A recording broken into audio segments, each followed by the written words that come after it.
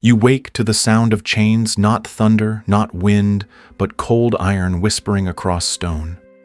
Your wrists burn where the shackles bite, and the ground beneath you isn't dirt or wood or straw. It's carved stone, Roman stone, so cold it feels alive. The air is damp and silent except for the steady clink of metal.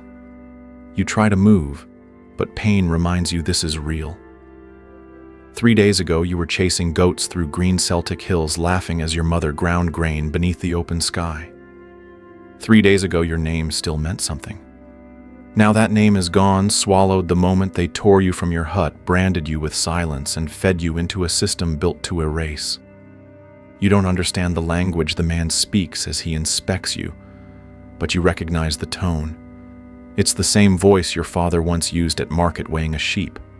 Only now, you are the livestock, and Rome, the great empire of marble gods and poetry, once boys, delicate ones, beautiful ones, obedient ones. What follows is not a story of rebellion or rescue.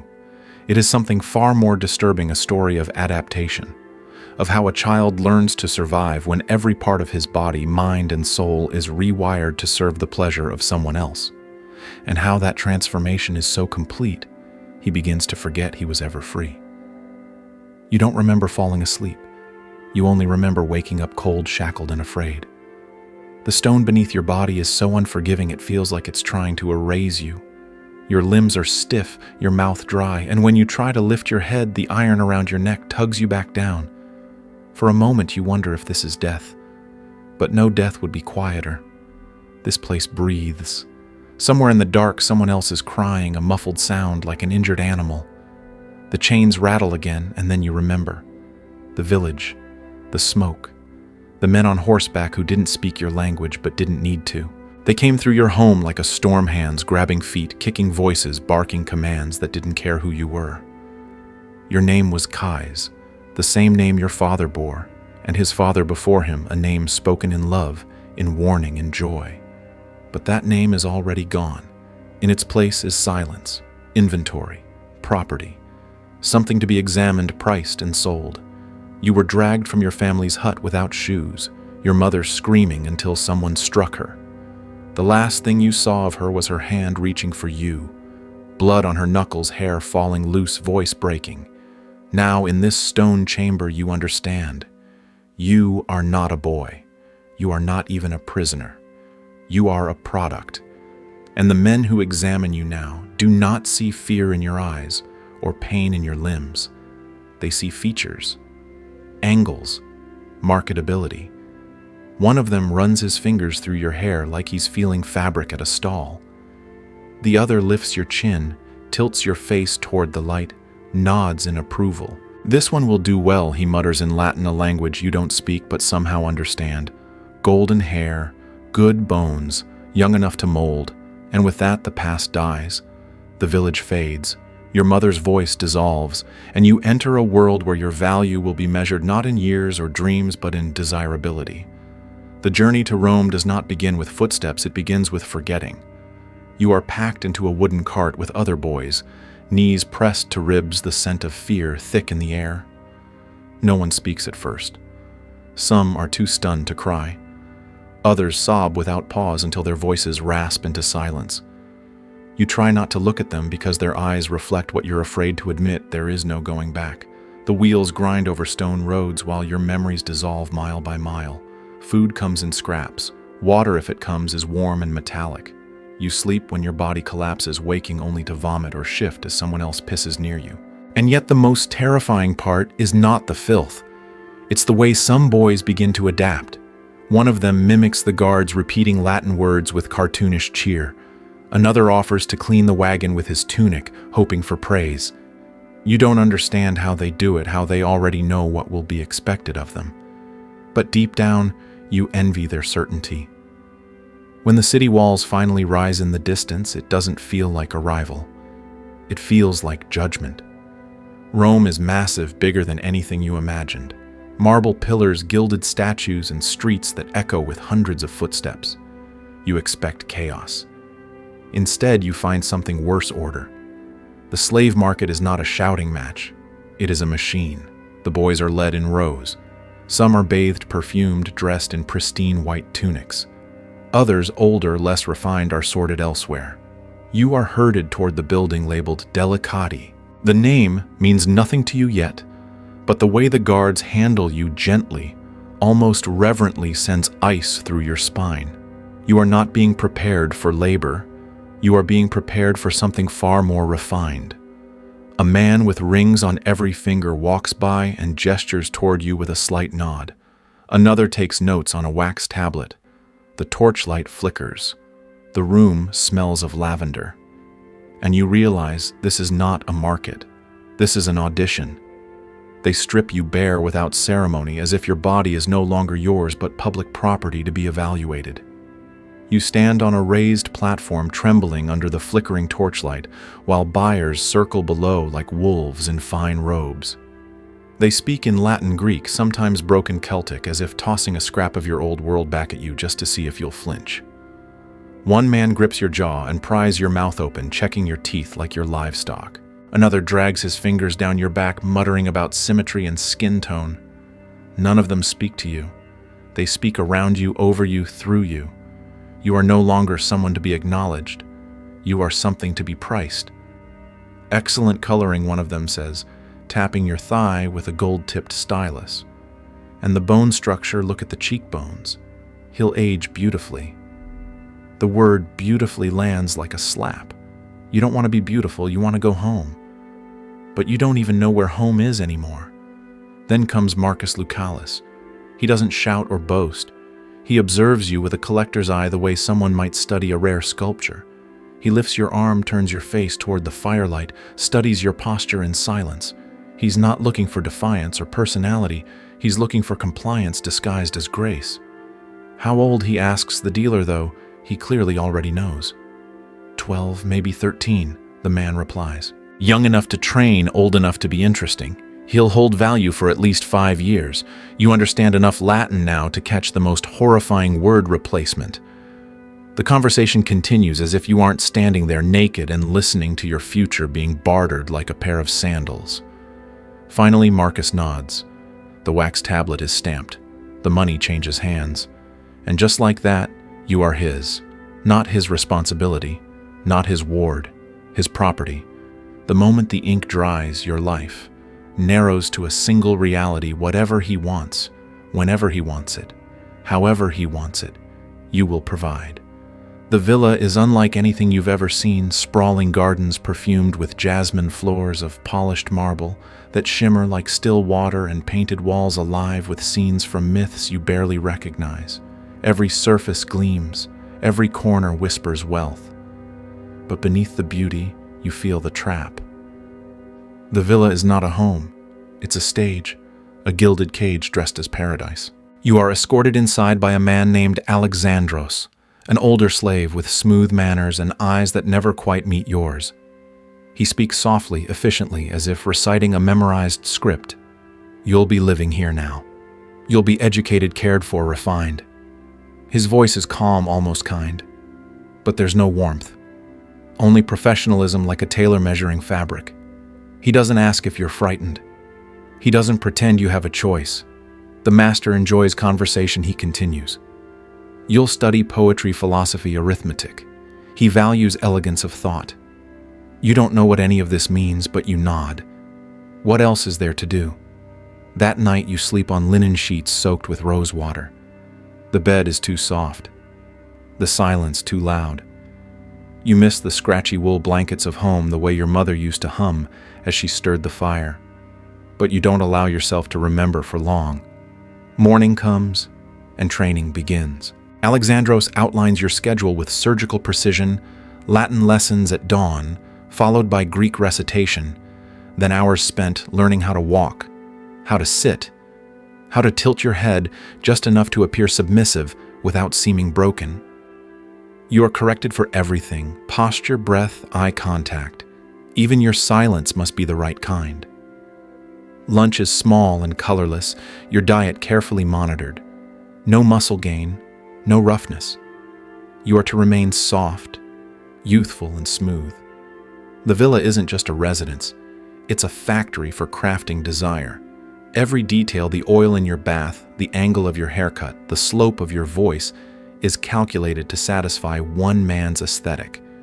You are being sculpted, not raised, perfected, not nurtured.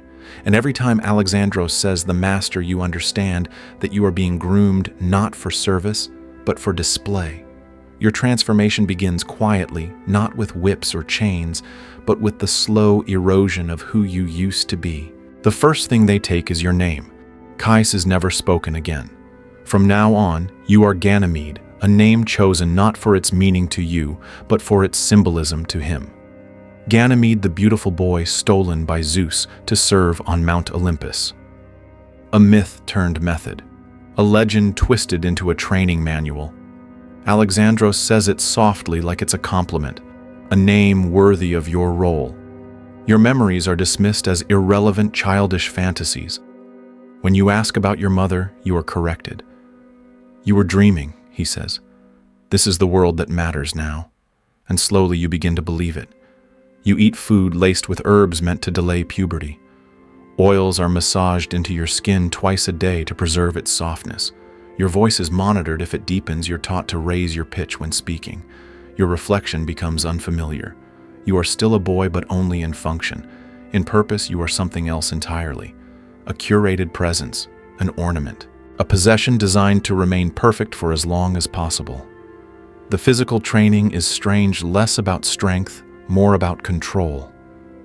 You learn to walk with measured grace, to kneel without effort, to hold a gaze for just the right length of time. You are corrected when your expression is too eager or too distant.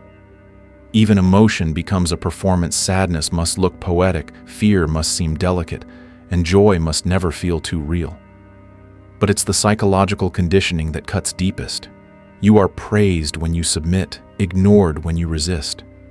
Approval becomes oxygen. Disapproval feels like suffocation. You start anticipating what pleases the master before he asks. You start feeling pride when he nods. And that pride shames you. The system doesn't break you violently. It reshapes you subtly, layer by layer, until the boy who once chased goats in a Celtic field disappears. What remains is someone who smiles when commanded, flinches at softness, and no longer dreams unless permitted. You are not alone in the villa. There are others, boys like you, each at different stages of transformation. Some have been here for years, their old selves long buried beneath layers of performance. Others like you are still raw, still clinging to fading memories. The closest to you in age is Alexis, a Syrian boy with sharp eyes and a smile too smooth to be innocent. He arrived 6 months ago and has already mastered the art of survival. He teaches you how to mix wine the way the master prefers, more watered down in the summer, sweeter in the winter. He shows you which cosmetics to use to bring out the gold in your hair, how to enhance the shadows under your eyes, just enough to seem melancholy but alluring. He speaks of these tricks like secrets passed between soldiers, and in a way they are. But Alexis is not your friend. Not really. He's your guide and your rival. The key, he whispers one night, is to always be useful. Beauty fades. Usefulness can linger. Then there is Dionysos, a Greek boy who has been in the household longer than anyone else. He moves like a ghost, silent, graceful, obedient. His eyes never meet yours. He never speaks unless spoken to. Some say he was once like Alexis, full of charm and spirit. But something inside him broke. He isn't cruel. He isn't kind. He simply is, existing for no reason beyond functionality. And that frightens you more than anything. To become like Dionysos is to vanish while still breathing. But to become like Alexis is to make peace with your captivity. You try to hold on to some middle ground, to serve well enough to stay safe, but not so completely that you disappear. Then comes the first summons. Alexandros spends hours preparing you, combing your hair, adjusting your tunic, applying scents you cannot name. His voice is low and serious as he instructs you. When you enter, you do not speak unless asked. You smile only when smiled at. You exist for his pleasure, not your own. The words lodge deep in your spine, not as advice, but as law. And then the doors open. The hallway to the master's chambers is long silent and lit only by flickering oil lamps. Each step echoes off marble, and though your feet make no sound, your heart beats loud enough to drown the world. The guards at the door don't look at you. To them, you are neither threat nor guest, merely a package being delivered. Inside, Marcus Lucalis reclines on a low couch draped in silk, his tunic loose wine cup in hand. Scrolls lie scattered around him. He doesn't look up. "Come here, boy," he says, his voice casual, like one might summon a servant or a pet. You obey, moving slowly, stopping just out of reach. He gestures again. Closer. When you're finally within arm's length, he studies you like he did the day he bought you. He lifts your chin, turns your face toward the lamplight, runs his fingers along your collarbone. There's no cruelty in his touch, but there's no affection either. Just ownership. "Alexandros tells me you've been learning quickly," he murmurs, setting his wine aside. "Recite something for me. Something Greek." You begin, lips trembling, voice steady. A passage from Plato's Symposium, chosen for its beauty and memorized for its usefulness. As you speak, you watch his face. Every raised brow, every twitch of a smile becomes a cue. You adjust your tone, your pace, your expression. When he finally nods in approval, you feel a rush of pride followed by shame. You're learning to measure your worth by his satisfaction, just as they taught you. "Lovely," he says when you finish. "Your accent needs work, but that will come." He pats the cushion beside him. "Sit, no closer than that. I want to feel your warmth while I read." You sit. He continues reading, occasionally reaching over to stroke your hair or touch your shoulder absently. It's not love. It's not hate. It's consumption without hunger, petting a possession to remind himself it's his. The hour passes in silence. You don't move. You don't think. You perform. And when he finally waves you away, you bow exactly as Alexandros taught you, walk backward to the door, and feel your knees threaten to collapse. Life settles into a pattern, but it is not routine. It is ritual. Every morning begins with oil baths and silence. Your tutors arrive at dawn to shape your mind, just as Alexandros shapes your body. You study not for knowledge, but for entertainment. You memorize poems not because they move you, but because they please him. You learn philosophy not to question the world, but to recite elegant quotes when the master is in the mood for intellectual company. Music becomes a form of currency. You play the lyre not with passion, but with precision, hitting notes that Marcus enjoys during meals or private moments. Every skill, every word, every movement is molded to suit his desires. The villa is quiet, but never still. You begin to notice the way servants vanish for weeks, only to return changed or not at all. New boys arrive. Some cry, some pretend to be brave. Others adapt too quickly, already smiling, the way you once swore you never would. Even the nights become rehearsals. Some evenings you're summoned to sit at his feet while he drinks and debates politics with other senators. Your job is to be beautiful, silent, present. Other nights you recite verses by firelight, your voice soft and slow, while he listens with half-closed eyes. And sometimes, though never explicitly spoken, your purpose is more intimate. He doesn't ask. You don't refuse. That is the unspoken contract. Alexandros taught you well, consent is irrelevant in a system built on obedience. You begin to lose track of where the performance ends and yourself begins. You catch yourself smiling when he praises you, even though his words make your stomach twist. You start to anticipate his moods. A certain crease in his brow means he wants wine. A pause in conversation means he wants music. A sigh means you should lower your gaze. Most disturbing of all, you start to feel something like affection. Not love, not exactly, but a strange comfort in his familiarity. You hate it, and yet you cling to it. Because affection, even misplaced, feels safer than being invisible. And in this house, invisibility is the first step toward disposal. Time becomes your shadow, always present, always threatening. You begin to notice the changes in your body before anyone else does. Your voice catches in your throat, dipping lower on certain words. Hair grows in places you were told it shouldn't. Your muscles tighten despite the restrictive diet. Every change feels like a countdown. You try to hide it, tilting your voice higher, standing in softer postures, even applying cosmetics more carefully. But you know Alexandros notices. He says nothing, but his eyes linger longer during your grooming. His hands more precise, his silence heavier. In the villa, aging is not a transition. It is a death sentence whispered through silk curtains. New boys arrive weekly, their cheeks round their limbs untouched by growth. They cry the way you once did until they don't. And you, once the newest, become the example. You are told to help train them how to kneel, how to speak, how to smile without showing teeth. You do it because you must. Because being useful buys time. Because being irreplaceable is the only defense against becoming forgotten. But even usefulness is a currency with limits. You watch how the master's attention drifts toward newer faces, how his hand rests longer on another boy's shoulder. You smile through it. You laugh when appropriate, and you learn. And the household becomes a quiet war. The boys bond but never fully trust. You share tips, warnings, small comforts. But always beneath the surface is the knowledge survival is limited, and space at the top is scarce. You see the full cycle now: arrival, training favoritism, fading disposal. Some are sold off to other households. Some are sent to country estates. A few simply vanish, no questions asked. Dionysos barely speaks anymore. Alexis grows sharper, more desperate, offering himself more freely. And you search for a middle ground that may not exist, somewhere between erasure and desperation.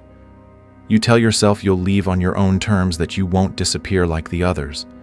But the villa has taught you well in this system. Even your defiance is pre-scripted. And your role, no matter how skilled, has an expiration date. The end doesn't arrive with punishment or spectacle. It arrives with paperwork. One afternoon, Alexandros summons you with the same neutral tone he's used for years. His words are simple, practiced. The master has arranged for your manumission. Freedom. It should feel like salvation. Instead, it feels like exile. You're told that a modest inheritance has been prepared for you, along with letters of recommendation. Your education, your languages, your poise, your knowledge of Roman customs makes you suitable for work in a senator's household, perhaps as a tutor or a clerk. You nod. You thank him. You follow the script. But inside, you're hollow. You've spent so long becoming what someone else wanted that you no longer know what you are. The first night outside the villa, the silence is different. Not curated, not watched, just empty. You're allowed to choose your meals, your clothes, your path. But choice feels like chaos. When you've lived according to someone else's breath, even freedom tastes like fear. You walk through the city and feel invisible. No longer exotic, no longer adorned. Just another freedman with quiet manners and eyes that avoid contact. You pass a market and hear a boy laugh, really laugh, and your chest tightens, not from envy but from grief. You had a laugh once. You had a name. You had a mother whose hands smelled of smoke and grain. And now you have Latin. You have charm. You have scars that don't show. The boys you leave behind linger in your memory. Alexis still strategizing. Dionysos still fading. Others will come. Others will be shaped. The system endures. Rome will celebrate its architecture, its law, its conquests. But it will not write about you, or them. Yet your story is real. Your survival is real. And as you walk away from golden halls and perfumed cages, you carry the one thing they could never fully erase, the thin, unbreakable thread of self. Fragile, frayed, but still yours. And in that thread there is defiance, not loud, not glorious, but enduring. And sometimes that's enough. The marble halls have fallen silent. The gold has tarnished. The empire that glorified power while feeding on innocence lies in ruins, its statues cracked, its glory faded. But your story, your pain, your endurance lives on. Not in scrolls or monuments, but in the quiet spaces where truth hides. You were never meant to be remembered. but we remember you now. Not as an ornament or a possession, but as a child who was stolen, broken, and reshaped, and who still somehow remained human. In telling your story, we don't just honor your suffering, we confront our own capacity to look away. Because the faces change, the language evolves, but the system of power devouring the powerless remains. And the only thing that breaks the cycle is remembrance. So let this be a reckoning. Let this be your monument. A voice after centuries of silence finally heard, and never ignored again.